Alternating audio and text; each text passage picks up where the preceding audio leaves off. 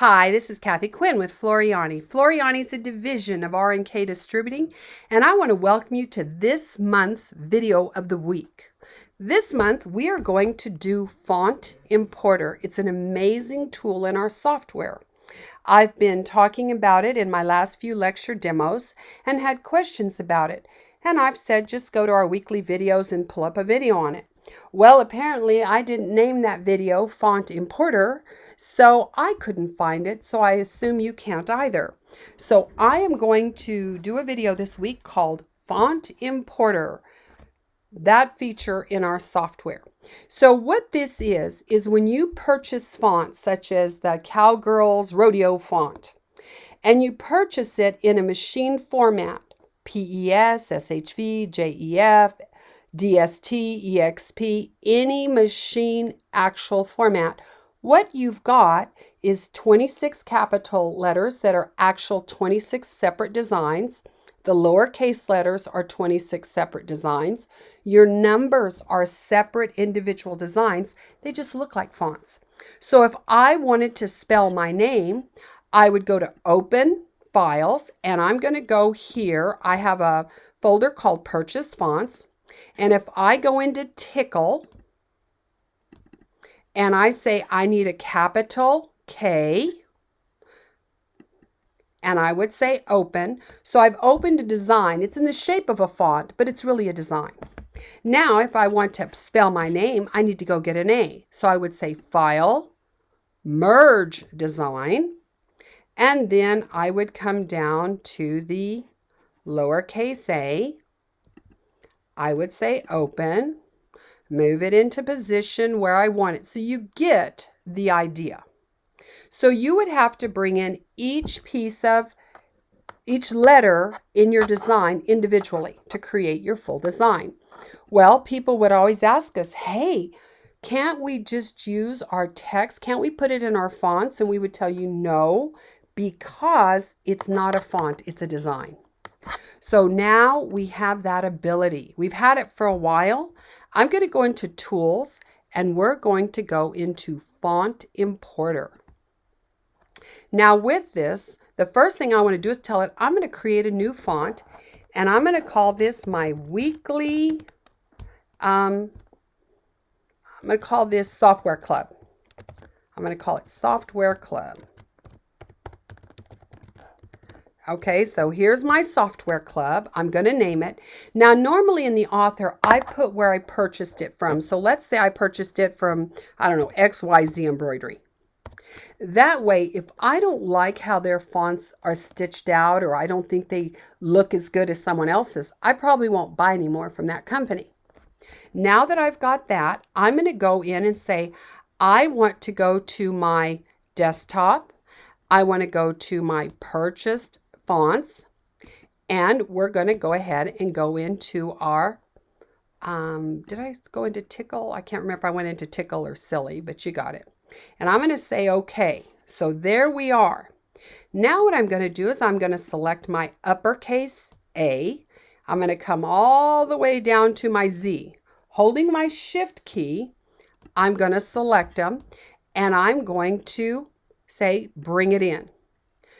Yes. Now what it's doing is it's now turning all those into nice artwork pieces so it can bring it in, so it can digitize it as a font. So it's really cool how it does this. So now it will bring those in, and I can see there they are. Now I'm going to look at these, and you notice this blue line is the baseline.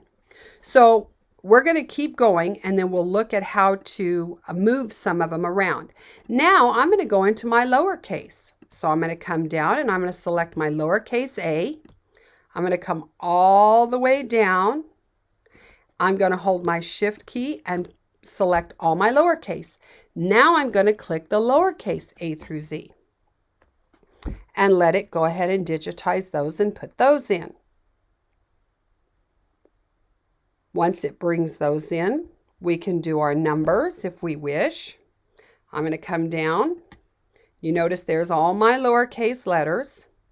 Now what I'm going to do is, there's my numbers, 0, 1, and this means this is the keyboard stroke that I need on my keyboard. So I'm going to go through 9, 0 through 9, And again, now I'm going to pick 0 through 9, put it in those spots.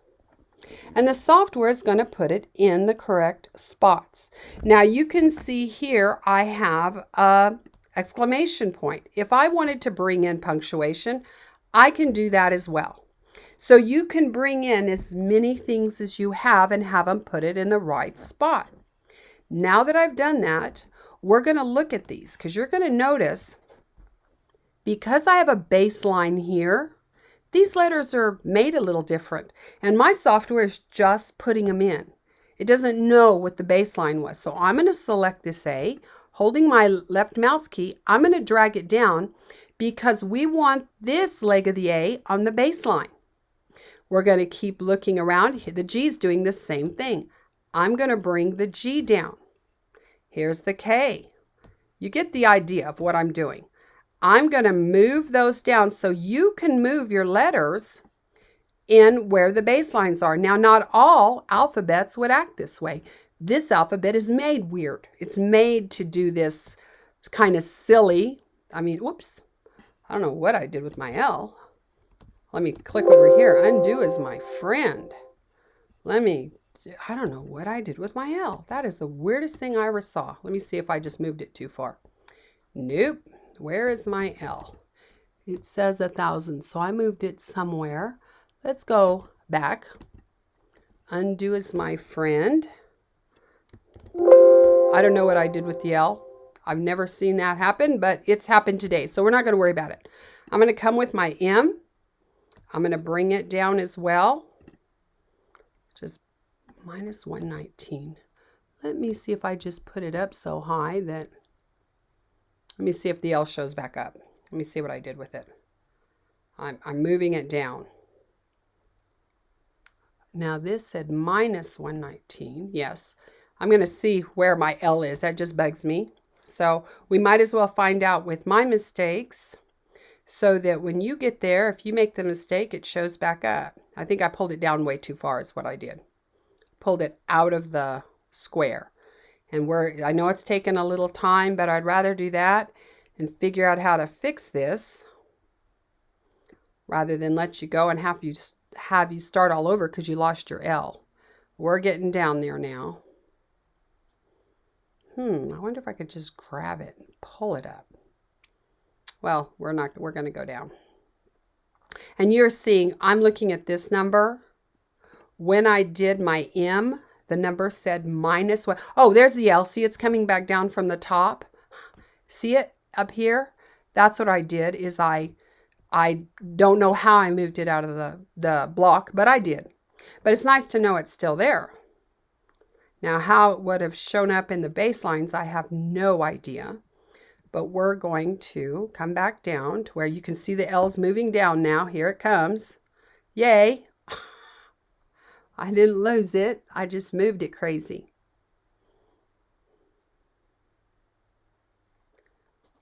I flipped it completely over. Oh, that's because I told it to rotate.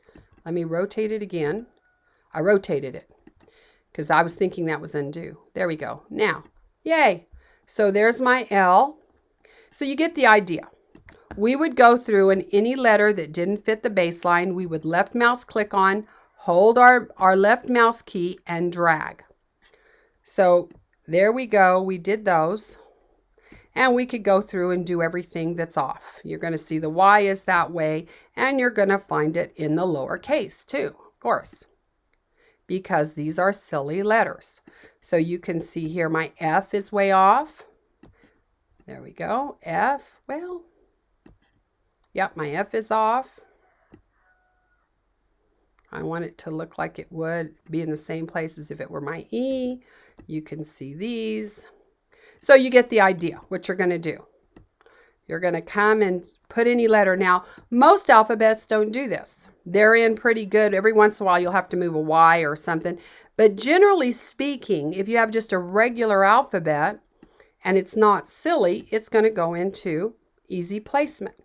So you get it. So I'm going to go ahead and move a couple more of these, and then I'm just going to go ahead and finish it since you had to watch me move all that L everywhere. Now, once I think I've got everything, I'm going to save it. Now it's going to save to Software Club. So now I have a keyboard alphabet. If I go into text and I left mouse click on screen, I'm going to type in Floriani. And I'm going to come over here and I'm going to go to Software Club. I want Software Club. Let's go back up here. There's Software Club. So that's our little tickle alphabet. I'm going to change it to shorter and I'm going to apply. And there we go.